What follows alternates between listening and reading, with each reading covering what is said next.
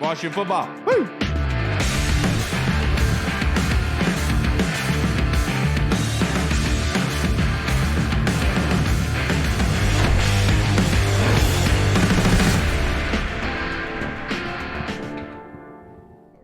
Hello, everybody, and welcome to the Burgundy Zone. I am your host, Kyle, and I'm joined by my two co-hosts, Michael Hall and Michael Reed. And we are joined by our guest, Mr. Louie Tee of the Louie Tee Network. You can find him on YouTube, a very popular man himself. But we're going to get his opinion here in a second, because I have to ask Louie this very important question because it came up on social media today. But I want to get your guys' reactions first. Hall, Terry McLaurin was ranked 8th overall in the Madden rankings, sitting at a 91. Isn't that just poetic justice? Yeah, I mean, look, it's about time. I mean, obviously Terry's been getting like a lot more shine, like nationally, due to the whole contract thing before that he signed. But yeah, definitely happy that Terry's finally getting some respect nationally. He's definitely a top 10, if you want to put him on right outside the top 10, maybe 11 or 12 type receiver in the league. And I'm glad that, like I said, other than the fans of the Commanders, Washington, whatever you want to call them, is finally realizing that he's a top-tier elite receiver in this league. And, yeah, we'll see how it goes this year, but I expect great things. Absolutely. And now we are joined by Louie Tee. How you doing, brother, on this fantastic Monday evening? I'm doing well, man. Doing well. Thanks for having me. Of course. And now we're going to start the questions part. So, Reed, you can go on after me. We just got Hall's opinion on Terry McLaurin getting the 8th spot for the overall wide receiver ranking, sitting at 91 overall. Isn't that justified? You think that's justified, Louie? Yo, talking to me, I'm sorry. Yeah, I think he is, starting to garner the type of respect that he deserves. I really feel like as fans of the Commanders, we have watched him suffer through quarterback after quarterback, yet put up the kind of numbers. And I think the thing that has been the most admirable of watching Terry McLaurin throughout his career is the fact that he just doesn't miss games. You know, this is a guy that, you know, we needed him in 2020, to say the least. I mean, we couldn't afford for him to miss a game. The guy had 2 sprained ankles. You know, he had a bum knee and he didn't miss practice. He came out, he played, he gave us everything he had. It's the kind of leadership you look for on the field. It's what you look for off the field.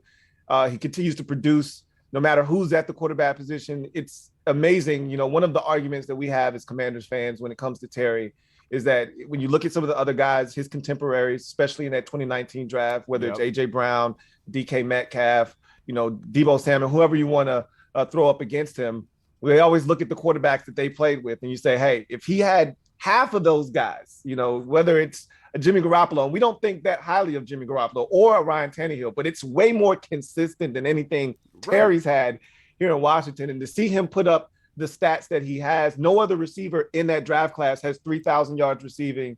No other receiver in that draft class has more receiving or more catches than he does. So to see what he's been able to do despite the quarterback position is a testament to what Terry McLaurin has been for this organization. So, we don't even need to talk about talent. I mean, we just needed consistency at the quarterback position. Terry didn't even have that. Sorry, Reed. Right. Yeah, no, I completely agree. And looking at this roster, I mean, outside of Terry, obviously, he's the big name, but who are you targeting in fantasy drafts? Who do you think on this team really has a chance to kind of be a sleeper and produce? Outside of Terry? Yeah. I really feel like this year, the group of receivers is one of the most talented, we think, we're projecting, right? So it's one of the most talented that we've had in Washington in quite some time. So I really feel like I think that the chic pick is Jahan Dotson. Clearly, you know, he's a rookie. He's already building a rapport with Carson Wentz. We love the talent that he brings. He's the first true number 2 opposite of Terry we've seen. But I think the dark horse for me is Curtis Samuel. Now, again, that's a really risky pick because of his health concerns. I continue to lean on the fact that this has not been an issue for him throughout his career. Last year was a one-off. If we're being realistic, he should be able to bounce back this year, stay healthy. And if he stays relatively healthy, I think he's a guy that could put up career-type numbers with all the talent that is surrounding him. And knowing that the guys that are here, Scott Turner, Ron Rivera, have had success with him, know what he's capable of, and they saw the blueprint. You know, what the Panthers did with Curtis Samuel back in 2020. Yep. They saw what he can be and how he can be maximized if used correctly. I think all of those things added into the mix where you've got a Jahan Dotson, you've got a Terry McLaurin. De'Ami Brown is another guy that is going to be interesting, but I would lean towards a veteran here. I would go with Curtis Samuel if you're looking for a guy, because I think he can also help you on the ground. I could see him scoring 2 or 3 rushing touchdowns as well. Debo Samuel really helped out his usage, I would imagine. Absolutely. Definitely. And with training camp starting up next week, finally, like all the big storylines going into it that are obviously Carson Wentz. How's Jahan Dotson going to look? What do you think an underrated storyline going into training camp next week is going to be? I would look at the cornerback position, or really just the secondary in particular. I mean, obviously, everyone's going to point to the linebacker position when you're talking defense, right? Like we still don't necessarily 100% trust the linebacker position, and rightfully so. I get that. They're going to play 2 linebackers on the field more than not. So, you know, a lot of people make a lot out of the fact that we don't have a ton of depth, which we don't. You know, we have to pray that, you know, Jamin Davis and Cole Holcomb stay healthy so that we don't have to really tap into that depth. But they're going to, you know, play the nickel like they have been. We're going to do the Buffalo nickel thing where you're going to put that safety, more likely than not. It's going to be our, 4th round pick, Percy Butler, out there running around, and, you know, they're going to mix those guys around. But I'm interested to see the safety position. I mean, the secondary as a whole, but the safety position and cornerback individually are interesting to me, because at the safety position, there's massive turnover this year. There's no Landon Collins. There's no Deshazor or Everett. And so you're looking at a Derek Force, who is supposed to have a bigger role this year as a second-year safety. You're looking at Percy Butler, a guy that they took in the 4th round. They have high praise for him. We don't know what we're going to get out of him. You know, the last time they felt this good about a safety, it was Kam Curls. So I'm excited about a Percy Butler, but I need to see it to believe it. Then you go to the cornerback position.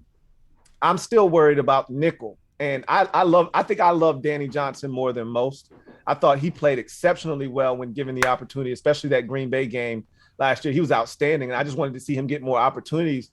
But when you look at the nickel position, we know we have guys that can play on the outside. William Jackson III started to come on really well at the end of the season last year. So he started to really get acclimated to Jack Del Rio's defense and what they were asking him to do. He's more of a man-to-man corner. They were asking him to play a lot more zone. So I think he got a lot more comfortable after the bye week last year. We know what Kendall Fuller provides. And we thought he was going to kick back inside. I don't think he's as comfortable playing inside as he once was. I think he's more of an outside guy now. Benjamin St-Juste, we heard in minis and OTAs, they were using him inside a little bit. So that's an experiment that they're playing around with. We don't really know how that's going to turn out, but we know he can play outside. When he was healthy last year, he was outstanding on the outside. So we have all these guys that we feel like can play on the boundary. What do we have inside? I'm a little nervous about the depth at corner as well. You know, we drafted Christian Holmes in the 7th round. You've got Corn Elder, who I'm not really the biggest fan of, but again, these are the guys that are going to make up the back end of the cornerback position. So it makes me a little bit nervous. So I'm anxious to see what they do, how we fill out the cornerback position, and then the safety position with all of these moving parts, how they kind of make it all fit together. Absolutely, and I won't lie to you, Louie. My favorite for that Buffalo nickel is Danny Johnson as well. I saw the same thing you did in that Green Bay game, so, you know, great minds think alike. But my next question for you, Robert Turbin, the former Super Bowl winner, running back out of the Seattle Seahawks, has predicted the Commanders are going to win the NFC East. Do you agree with Robert, and are you surprised by his prediction? I'm not. Someone sent me the clip. I took a look at it, you know, and it was a pretty generic statement, you know, hey, they got Carson Wentz, they re-signed Terry McLaurin, Ron Rivera is a 2-time winning, you know, head coach of the year in the NFL type of deal, which is cool. This entire division has a soft schedule. You know, Dallas has the softest schedule along with us. We're both tied for the easiest schedule in the league. Philadelphia is not that far behind. When you play the AFC South and the NFC North, you have a path to winning 11, 12 games if you take care of business. My statement all along has been, hey, if you can find a way to go 6-2 against those two divisions, you know, it doesn't really matter how you slice it up, but if you can go 6-2, no worse than 6-2 against those two divisions, and you can win, 4 games within your division, that's 10 wins right there. And all you have to do is find a way to win one of the other, 3 games that you have outside of those. And that's 11 wins. You know what I'm saying? So it's very attainable for any team in this division to win 10, 11, 12 games. I think this is going to be a highly competitive division because of the schedule. I think these teams are going to take advantage of that. If they don't, then you're going to be pretty disappointed. I mean, this is the first time I've gone into a season in a very, very long time expecting double-digit wins, because this is an organization that hasn't won double-digit games since 2012 and hasn't won more than 10 games since 1991. So to go into a season expecting to win 10 is foreign to me, but that's how this schedule is set up. The quarterback position is the best we've seen since 2017.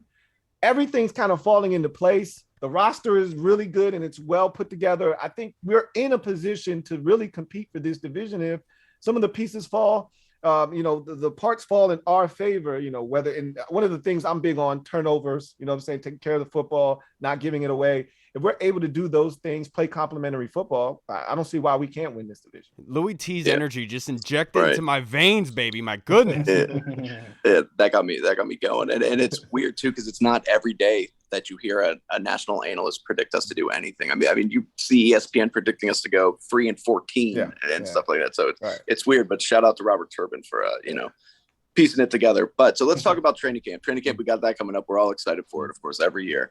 What is a position battle or maybe a player that's kind of on the bubble that you are excited to see? So I could tell you one. So one of the questions earlier asked was a position battle, something that I was looking forward to. Something that I always try to just put off to the side and leave it for this particular question is punt returns, kickoff returns. Yeah, I had that question written out for you, Louie. We did it last year, right?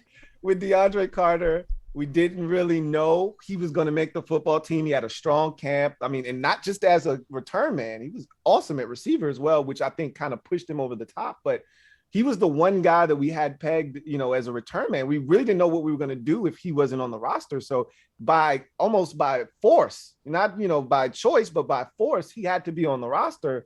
I kind of feel like we're in the same predicament this year, unless a guy like Dax Milne steps up, because remember, he was fielding punts last year. Unless he steps up, and they feel so good about him as a receiver that they decide that he has to be the guy, I think that guy's going to be Alex Erickson. They signed him similar to the way they signed DeAndre Carter last year. And I think we know the 5 receivers, if health willing, we know 5 guys are locks to make this football team at the receiver position. The assumption is that we keep a 6th. That 6th guy is more likely than not going to fill that kickoff and punt return role. I'm thinking that guy may be Alex Erickson, but I won't count out Dax Milne or any of the other guys, the Izzard guy that's a rookie, undrafted, any of those guys that may be able to shine. Who knows? We'll see. But I think that's another, positional battle that we'll be looking at and seeing what happens there come training camp. And to piggyback off of Reed's question, Louie, what's one player you think has to have a great camp in order to solidify a spot on the roster? So I was kind of looking around at the positions, and there are so many positions that are already spoken for. Right. You're just like, okay, I pretty much feel confident locking in these players at this particular position. But, there are a couple of positions due to injury where we think there are going to be some opportunities that wouldn't have been there had we had, our full complement of players at that position. Defensive end is one with Chase Young. Obviously, he won't be ready to start the season. I think Logan Thomas is in that same boat, and that's where I'm going to go and say that the tight end position is open. So we know they drafted Cole Turner. They feel really good about him. I assume he's going to be on the roster. We know John Bates is going to be on the roster. Who's tight end number 3? Okay, with Logan Thomas out, someone's going to be the 3rd tight end on the football team. They've brought in guys. You still have Sammy's Reyes. So I'm interested to see who tight end 3 is going to be.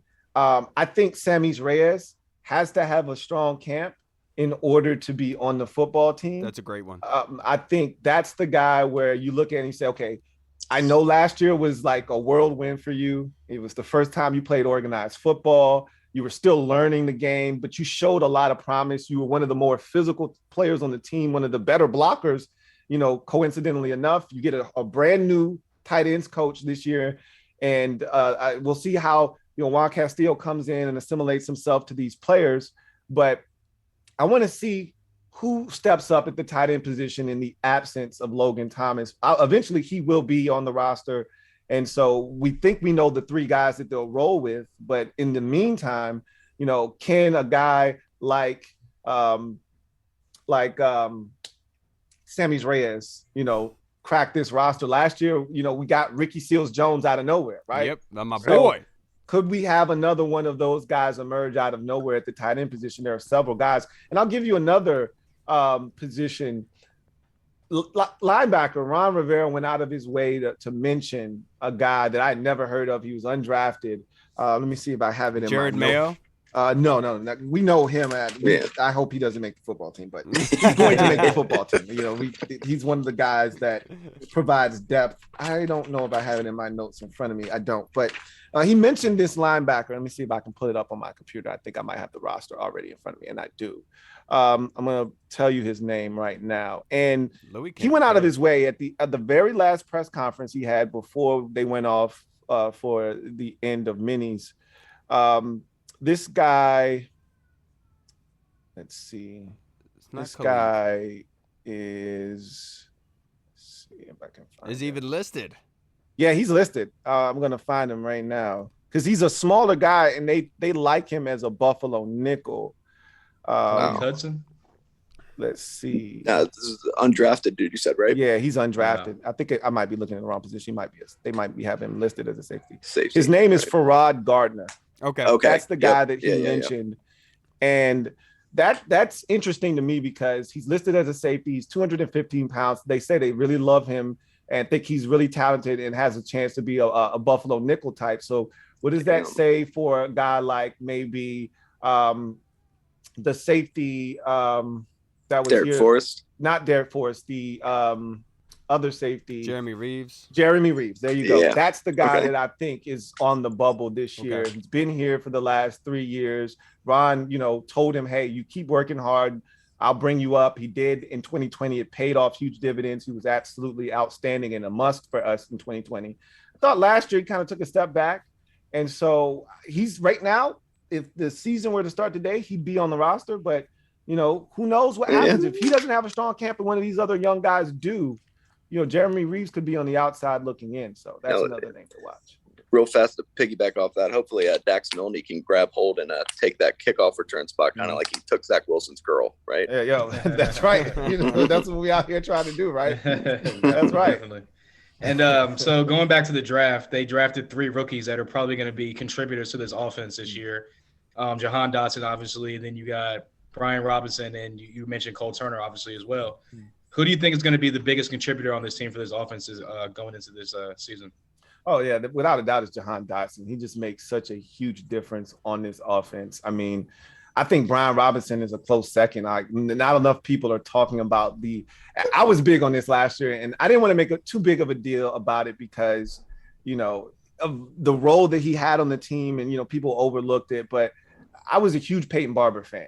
Peyton Barber provided us something in 2020 that I had never seen in Washington my entire life. And that was an automatic first down on 3rd or 4th and short. Like, this guy refused to be denied. And I think we took that for granted. Not we. A lot of fans took Peyton Barber for granted. I did not. And, when they first got rid of Adrian Peterson to keep him, I said, whoa, that's a bold move. We know Adrian Peterson's a guy that wants to play and isn't looking to mentor anyone. So they felt like they had to move on from him to give Antonio Gibson opportunities. But Peyton Barber was automatic in 2020. I mean, he would not be denied. I think about that very first game of the season against the Eagles. Ron rolls the dice, 4th and 2. Got to have it. It doesn't look like it's promising on the initial handoff. He breaks a tackle, bounces to the outside, dives, and gets the first down. And that was, to me, epitomized what Peyton Barber was for us. He could get hit on initial contact behind the line of scrimmage, spin out of that, keep his legs, driving and somehow get a yard when it looked like he should have lost 2 yards on the play. And we didn't have that last year. Antonio Gibson isn't that guy, and neither was Jarrett Patterson. So if you want to be honest, our most physical runner is probably, in between the tackles, probably J.D. McKissick. Like, J.D. slams it up in there. So, as much as I love Antonio Gibson, we missed that guy that could produce for us in those short yardage. I remember that Seattle game. How many times did we have 3rd and 1, 4th and 1 in that game? The only reason that game was even close is because we couldn't sustain offense because we couldn't convert on 3rd and short, 4th and short. So I think Brian Robinson is going to have a huge, and not just in short yardage. You know, remember Antonio Gibson fumbled 6 times, the most of any running back in the league last year. So that was an issue that I think Ron in the back of his mind is saying, if we have any concerns with him holding on to the football, we will not hesitate to put Brian Robinson in the football game. So I think he's going to be huge. But Jahan Dotson, to me, is the answer to that question. He's the guy that I look at and say he's going to have the biggest impact, not just on this offense from a production standpoint, but just taking attention away from Terry, giving him some room to breathe where teams aren't going to be able to just bracket Terry or double him all the time. If they decide to do that, Jahan Dotson can hurt them. And I think that's something that we need to go out early. I'm talking first game of the season. Remember Terry's first game in 2019? Oh, yeah. He went over the top on the Eagles twice and should have had 2 touchdowns. And it put the rest of the league on notice, like, hey, this guy can flat out run. I think we need to do something like that with Jahan Dotson in week 1, kind of to put the rest of the league on notice. Like, hey, if you really want to double Terry, go ahead at your own peril, at your own risk. But we got another guy out here now that can get it done. And so I'm hoping that they are able to get Jahan Dotson the football early and often to show the rest of the league that we have other weapons now, not just 17 at the receiver position. My man, Louie, I only have a couple more questions for you to wrap this up. First one being, you talked about DeAndre Carter last season, how he was like an unexpected baller, right? Mm-hmm. Well, looking at this team right now, who do you think would be the unexpected baller of this season compared to DeAndre Carter? So the guy that I think is under the radar that no one's really talking about, because we have all these toys now and it's so fun, especially when you have something new. We always like the new shiny toy, right? So we forget about the old toys, like they don't work anymore. De'Ami Brown is the guy that they were really high on last year, right? You know, he drafted him and they're so excited about his speed and all the things he can do, contested catches, all of this stuff. And you draft Jahan Dotson. Curtis Samuel is like a new free agent toy, you know, because we really didn't get to use him last year. So you add that to the mix and you're like, we got all these receivers and he's bumped down to like the 4th option at receiver now. It's for some people, he's 5th because they're putting Cam Sims above him, right? So when you look at De'Ami Brown, he still can run. He's still a guy that can make plays. And I know a lot of people have been watching his YouTube channel. He's putting in the work. He's working out with guys. This is a player that I think is going to go under the radar. Teams aren't going to be scheming to stop De'Ami Brown. And with all this speed out here, I think he could get lost in the sauce and end up having a really solid year, like, 676 yards, 6 touchdowns and a couple of, 30-plus yard touchdowns over the top. I think he can really have a huge impact on this, offense this year because of the attention that will go to Curtis Samuel, Terry McLaurin, and Jahan Dotson. I think De'Ami Brown's the guy that is forgotten right now, and I think he can really benefit from that. Yeah, I feel like I'm interviewing myself, Louie, because that was absolutely spot on. I agree with you, and especially going back to his junior year with Sam Howell, when he was able to be used deep downfield, that's when he looked at his best, right? With Carson Wentz at the helm, that's going to be there. But last one, real quick, before we get you out of here, are you open to bringing back Landon Collins? We talked about the depth at linebacker. I would not have any issues with him back on the roster. I really feel like they had a problem with the way he handled the transition to linebacker. Like he really was so resistant to just opening up to the fact that this is where you've played your best football. Like it wasn't even close. Like, dude, this is the best version of you. Accept it, embrace it. You've already been paid good money to be a safety, right? Now embrace being a big linebacker, essentially, or a smaller linebacker rather, that has the quickness, has the instincts to play underneath and really be a dominant force. And he was just so, resistant to that label of being a linebacker. At one point I was like, who cares? Okay, it's semantics. Linebacker, safety, who gives a shit? Like you're a playmaker underneath. You were getting sacks, you were blitzing, you were playing, you had interception against the Eagles, like you were making plays. That Denver Broncos game, he was everywhere. I'm like, dude, who cares what we call you? You're making plays. And I think it's that resistance to the change that I think they're just like, you know what? That's what he is if he's here. And the fact that he really didn't want to do that last year, if he doesn't want to do that, then he doesn't serve a purpose here. He doesn't have any real value to us here. But I don't think obviously with all his posts on IG, he's not opposed to coming back. Right. And I think they've left the door open in the event that something happens in camp. But I don't think he's going to be back, to be honest with you. But I wouldn't have a problem with it at all. By the way, how funny was it when Landon Collins, like, he would get so mad whenever interviewers would say something about him playing linebacker. Yeah. And then once they started calling him the Buffalo, and once he started playing well, he was all about it. It was so funny. Yeah. It's like, dude, it's just a name. Imagine your company does anything possible to get you onto the field. They even made up a position for you, being like, nah, that's not good enough for me, man. I want to be where I want to be. Come on, bro. Yeah. Louie, before you get out of here, if you just like to plug your YouTube page, of course, most likely everyone watching already follows you on YouTube and Twitter. But just in case there's anybody watching that doesn't follow you yet that would like to, if you'd like to plug your social media handles. Sure. I appreciate that opportunity. So you can find me just about everywhere. Putting in Louie Tee Network on YouTube, Louie Tee Network. I'm about to unlock and launch a new series on the channel. It's going to be really entertaining. So that'll be out probably tomorrow. So be on the lookout for that. We are going to have news. Big, it's breaking news. I haven't told anyone yet, so I'm telling you guys here on your show. We're going to have the Super Friends stream on Thursday. So, all 4 division teams will be represented as always. So that's going to be a ton of fun. That'll be live on Thursday night. And of course, all of this is on YouTube, Louie Tee Network. You can find me on Twitter at Louie Tee Network. Very active on Twitter, more so than I am on IG. I'm on IG as well, Louie Tee Network _. On IG. So you can find me just about anywhere.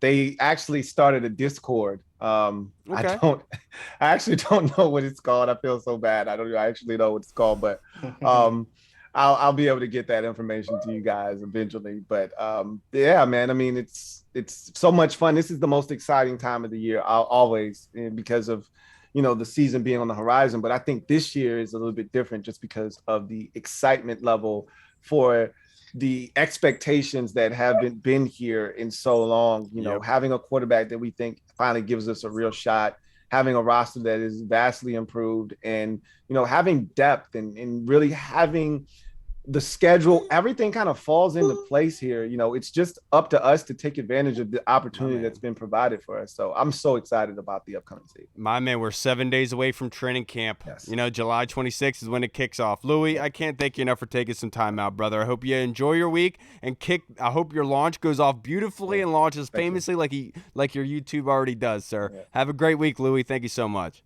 Thank you so much. Appreciate you for having me. Take it easy. All right, everybody. We just spoke with the man, Mr. Louie Tee. I loved his answers. I mean, it's like talking to myself. Yeah, and it's not every day, too, that a guest comes on and gives long, nice-winded, in-depth answers and makes sense like that. That was good. He's 100% right about it being like excitement and stuff like that. Because, look, if you really think back to it last year, a lot of people were kind of like skeptical about Ryan Fitzpatrick going into the season, but also a lot of people were like, okay, finally the offense is going to be like unlocked. We can go down the field a little bit more. Like, if the defense carries their weight, we should have a good season. And that was against one of the toughest schedules in the NFL. So how this year people aren't a little bit excited or even more excited about a younger Ryan Fitzpatrick for the most part with more weapons and an easier schedule. So things should be looking up. Absolutely. Right. And speaking of things looking up, we are now joined by Coach Greg Curl, father of Kam Curls, well known. I'm glad to see you, sir. I'm sorry about the other pod the other night because I totally said your car blew up, which was false. Greg, I thought I was worried for a second. Kyle was like, Greg can't be here. Yeah, his car caught on fire, and we just left it at that. And I was like, is he all right? I didn't say fire, Coach. No, I don't know. He said something about it. Sounded bad. Yeah, it died on me. Electrical problems, but I got That's the worst. Okay, see, there you go. Yeah, electrical problems are the worst, man. I had one. It took them like 3 months to find it. My car kept dying and shit. And I was like, oh. Absolutely, that's brutal. But, Coach, I have to go to you first with these fan questions. We're going to wrap this show up with you, sir. And this one's from the Colonel. I know you favor yourself some Colonel questions. Good Morning Football's Kyle Brandt on NFL Access and Colin Cowherd and others are picking the Commanders to win the NFC East. The others, like USA Today, are suggesting that we are stuck in limbo, quote unquote. Why is there such a disparity? The three mentioned are all confident with their predictions, coach. So why is Good Morning Football saying that we're going to win the NFC East, but then these national outlets are saying that we're stuck in limbo and we're not going to go anywhere? I think they looking at last year. I think they still stuck in the past, because and the reason is even last year we were way better on paper than we looked out there on the field. So that's true. That's probably what they getting on. But their story will change by mid-season. You're absolutely right. What do you think, Reed? Yeah, I completely agree. Look, it hasn't been easy over the last 30 plus years. We haven't been winning consistently, and then I know also to most people, you see us acquire somebody like a Carson Wentz and it's like, okay, well, it's not that good. But then if you really look at it, it's got to be an upgrade over what we've had. And I really just think that, like Louie was talking about before, this is the most depth and the most complete roster we've had in a long time. And I think that we last season, with all the happenings that we had, the tough schedule, the crazy COVID, the crazy injuries, and still winning 7 games, I think that you can basically pencil us in there. I think that we should have a lot of success this year. Yeah, to be perfectly honest, the Colonel, I just don't think USA Today knows what the heck they're doing, to be perfectly honest with you. I mean, look at Kyle Brandt, the perfect hairline. He's the good-looking dude, chiseled. That's who I'm going with the opinion on NFL Good Morning Football is Kyle Brandt. He's got a good first name. Obviously, he knows what's good in this world, so I'm going with Kyle Brandt. What do you think, Hall? I'm actually surprised Kyle Brandt has us winning the division. Right. I was one of those people that's kind of like not really high on Carson Wentz. He's a Chicago fan, right? Yeah, he's a Chicago guy too, which goes back to which is going to be my answer. I think it's just all based on Carson Wentz. And if you go back to last season, every team that won their division had the best quarterback in their division. So if you fast forward to this year, obviously people are still going to say Dak is the best quarterback in this division, rightfully so. I mean, comparable right now. Dak's probably the top guy in the division, obviously. But I definitely think that as a whole, this team is better than the Cowboys team as it put together. So I definitely think that. And also, it's just like everything negative going on in the offseason with Washington. So the whole stigma of the past 20 years, people just look at Washington and say, what have they done for me lately? Not really much. So let's just put them in the bottom of the barrel like we usually do. So it's just for them to go out there and prove it on Sundays that they're not that team. So we'll see. I wholeheartedly agree with you there. That was perfect. Now, Coach, this question I feel like was generated for you by the Colonel. He didn't know that you were going to be on this episode, but I feel like I really want your opinion on this. Street Scores Rico's discussion on YouTube of Chase Young's injury suggests it will take at least a year to regain the explosiveness necessary to regain his top pass rushing form. If Chase Young is not 100%, will he still be a factor? Like all other Commanders fans, I fear we'll rush him into service too soon. I hope Mute you don't yourself, rush him Reed. too soon. Yeah, I'm hoping we don't rush him in too soon, and I'm hoping that he's fully healed when he come back. They say it takes a while, but these new medicines, this new physical therapy and everything. I think he'll be all right. I think he might miss game 1, but I think Chase will be all right when he do come back. Yeah, because when we saw him at OTAs, he was pushing the sled, he was doing other things, working out solo on his own, and it didn't look like he was walking gingerly or wasn't able to push off really. It's just the whole being able to regain that strength in his leg and the confidence in his leg so he could play with his hair on fire like he did against Joe Burrow and the Cincinnati Bengals when he forced that forced fumble. And that's what you want Chase to get back to, that kind of feeling. And mentally, it's going to take a little while, and I think that's what Street Scores Rico is basically saying is, when Chase Young comes back, don't expect him to be his same old self. It's going to take time for him to get back and acclimated into football shape, if that makes sense. What do you think, Reed? Yeah, I mean, my bad. James got his head stuck in his high chair, but it's like you said, it's going to take some time for Chase. And last year, Chase he started very slow. He started to come on a little bit, and then the injury happened, and I think that people have kind of counted him out. And people have kind of forgotten about him, but let's not forget how talented this guy is. There's a reason that he was picked that high. There's a reason that he was the big name that he was. He's going to be fine, but it might take some time after he comes back, like you said, to get into football shape, to get used to playing. And I wouldn't expect him to dominate necessarily this year, but I would expect you to see improvements from last year early on in the season where it seemed like he wasn't doing anything right with his technique and he wasn't playing the schemes correct. So I think Chase will have a good year, but I think people do kind of got to temper some expectations. Some fans should temper expectations, but also some people are way too low on Chase Young and completely counting him out. Oh, yeah, we want him to be consistent and come back when he's ready. The last thing we want to do is force him in too early, to the Colonel's point. Call, do you have anything to add? Otherwise, I'm going to move on to the next question for you. Yeah, I was just looking at the pup list rules, and they've reduced it this year. So after 4 games, you can start practicing and come back. So if he starts on the pup list, I wouldn't be surprised. That way he can definitely get a little bit more healthy for those first 4 games of the week and then come back week 5.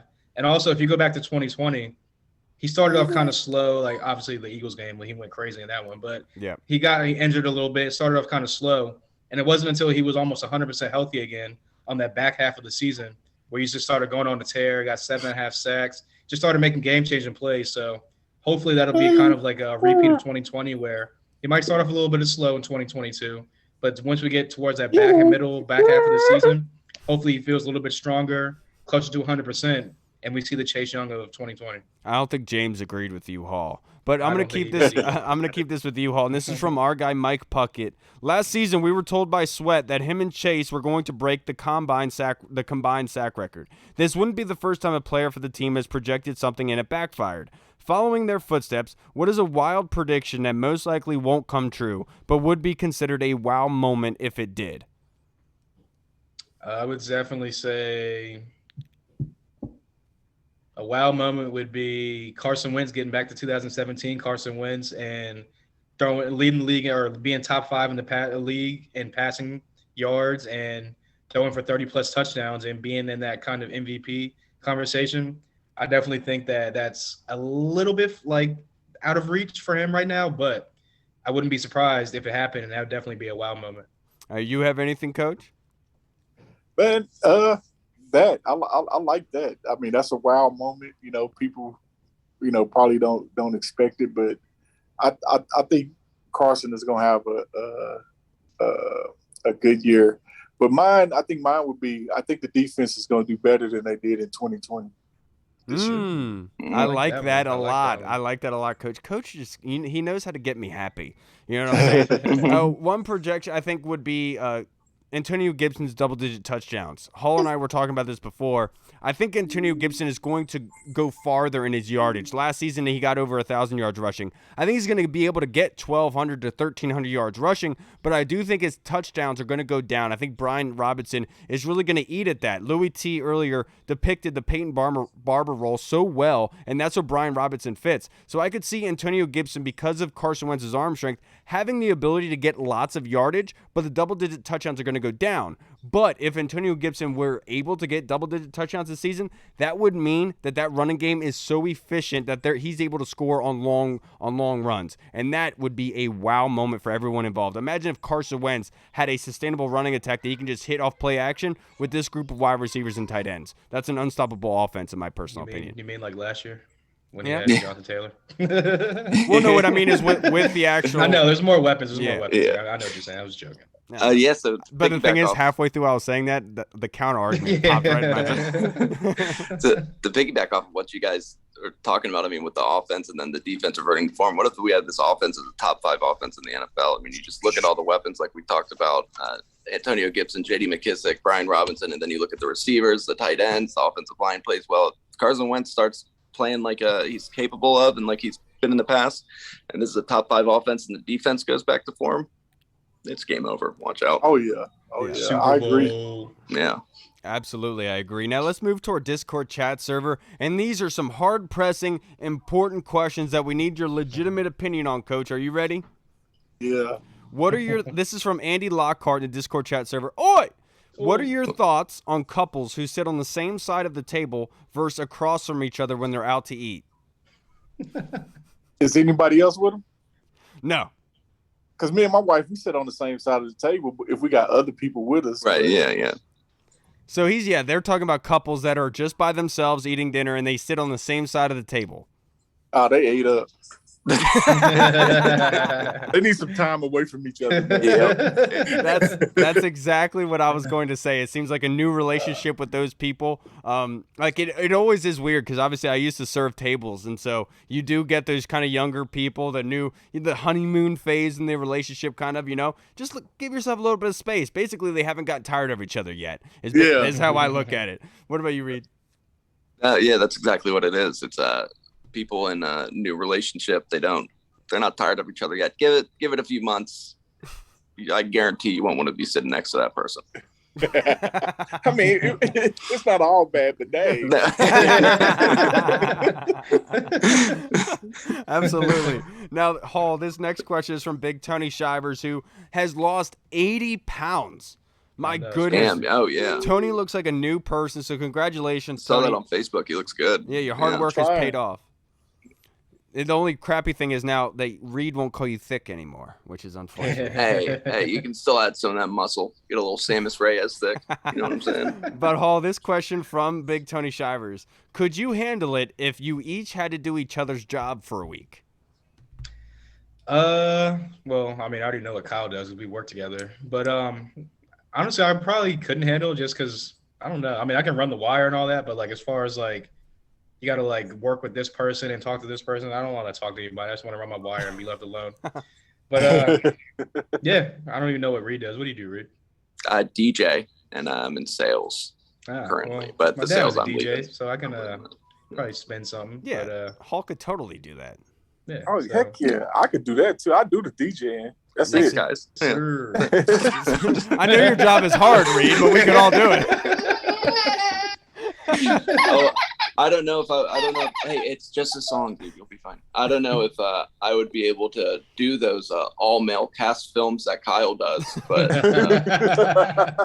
I think I could. I think with enough training, I could do it. That's not funny. By the way, those movies are terrible. Oh my, that's not just funny. A bunch of guys having. Never mind. First things first, with DJing, I don't know if I could DJ just because my whole thought process with music, I'm not sure if it gels with everybody. Reed is good with that. Reed's like a very good social kind of person. I'm not sure if I could do that.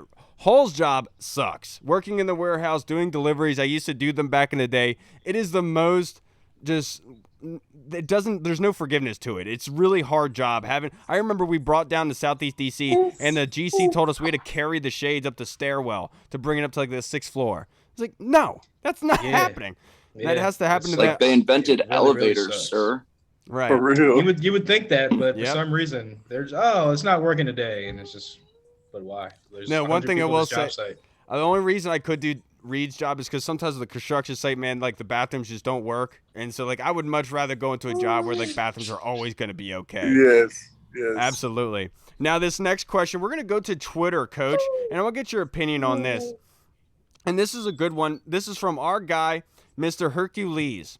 Discuss which type of commander our team is supposed to reference. We don't have the history like Green Bay or the Giants have for our name to just represent DC. It's not DC-centric like Capitals, Nationals, or Go-Go's. If we are to embrace the new name, shouldn't we define it? I think it's kind of DC-centric. Ooh. It is. Yeah, that's what I Commander thought it was. in I thought it was, DC-centric, but, I mean, commanders, heck, that's DC is the command center of the free world, you know what I'm saying? Yeah. Yeah, it's the commanders. I mean, we got the Pentagon there, the White House. I mean, yeah, it's command center, yeah. Right. George Washington, the first ever commander-in-chief, right? I mean, my goodness. Yeah. I mean, that makes a lot of sense. But I understand what you're saying, Hercules, but there is a strong military tie in this area, and it's gigantic. And it's a good reason that they picked the name because it does represent this area as much as we don't want to acknowledge it. Because, look, there's people in my age group that don't believe it, but I'm trying to tell you right now, they are everywhere around here. And our name does represent that community, and that's a community I think deserves to be represented. What do you think, Reed? Yeah, I mean, the military ties, I think with the name, it's fairly obvious based off of comments that Ron's made in the past. The newer jerseys, it's clear that they talk about the patches on the jerseys, how they're positioned, like the different commanding patches in the military. And right. Obviously they have the Army print, the camouflage. And so it's obvious what they're trying to do. And I think that's perfect for DC, the DC area. I mean, yeah, it's not a name like Capitals or Senators or Yeah, it's Nationals. better than that. But yeah, right, exactly. This is actually something that has power, So I love the name. Look, it's going to take time. All team names suck. If you're completely honest, nobody knows what a Green Bay Packer is. Nobody knows what a Cleveland Brown is. So it's just you just got to get used to it. What is a Steeler? That is a good. Well, it's the Steel City. I know. I mean, you can explain all of the mascots and like team names, honestly. Right. But like yeah. imagine the Oakland Athletics. Like imagine if we just like named our team the Washington really, really good at sports. That's a great one. Now, Coach, his next question is from Jamal on Twitter. Any ideas on how they will revamp the fight song? What I've heard that it's gonna be the same tune, the same beat, but just some different words. That's only from what I heard, what I've seen on Twitter or what I've heard. But I've heard the same thing. Yeah, which is cool for me. It'd be easier for me to learn since I didn't know the old one. So you got plenty of time, Coach. Yeah. Hey, Hall, we talked about this before we started recording. What do you think? Yeah. I mean, again, it's like everyone else heard on Twitter. It's probably going to be pretty much the same exact song, just switched around a couple words. Obviously, they're going to take out Redskins, put Commanders in there at some point, somehow, some way.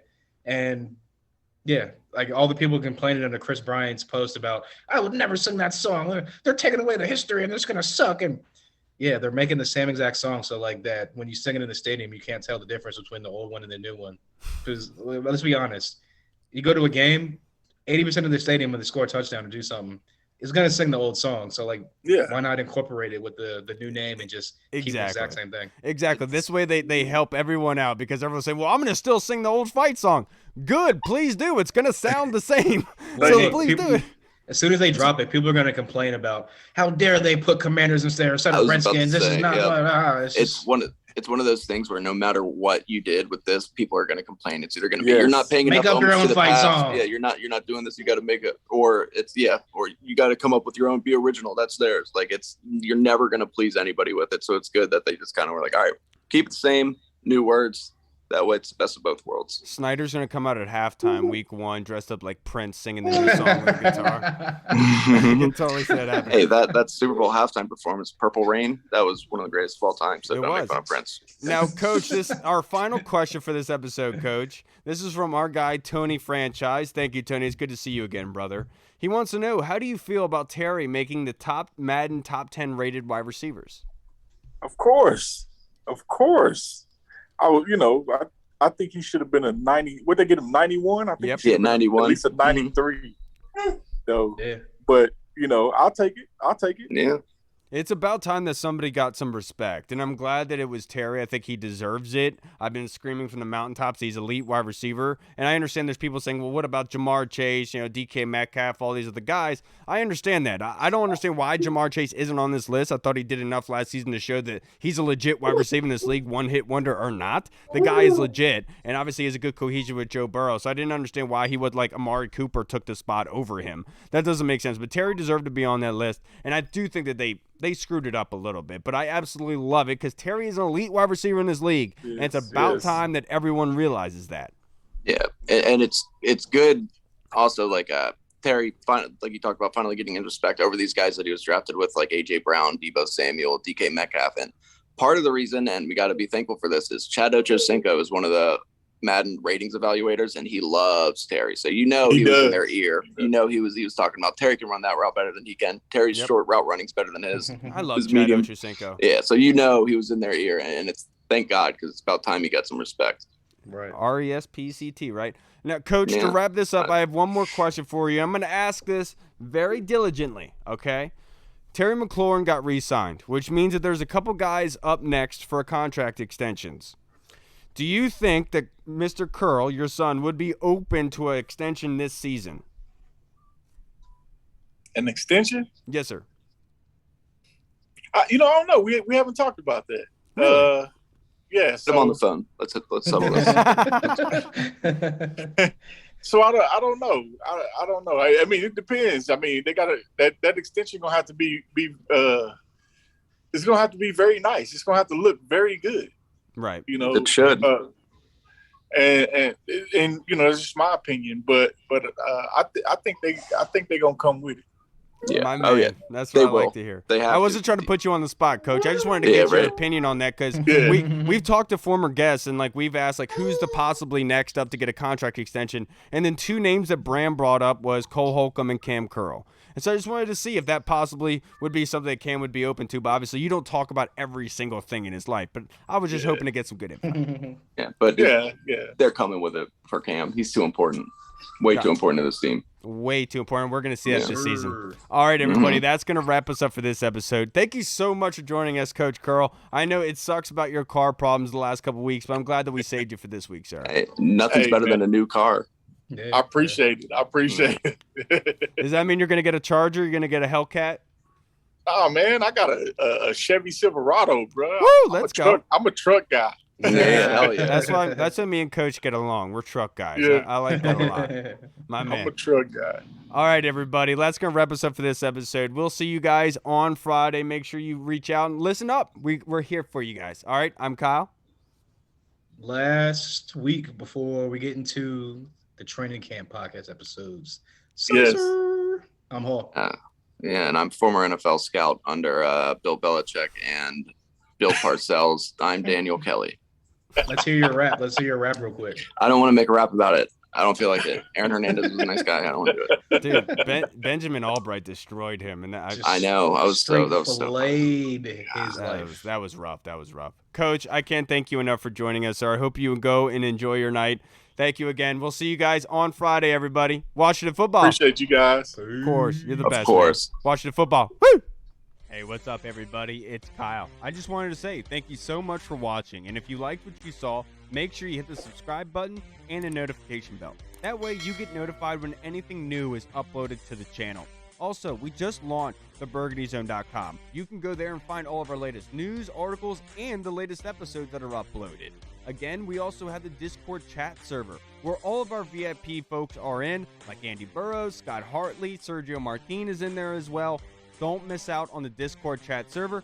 Go and check that out. Until next time, everybody, Washington football. Woo!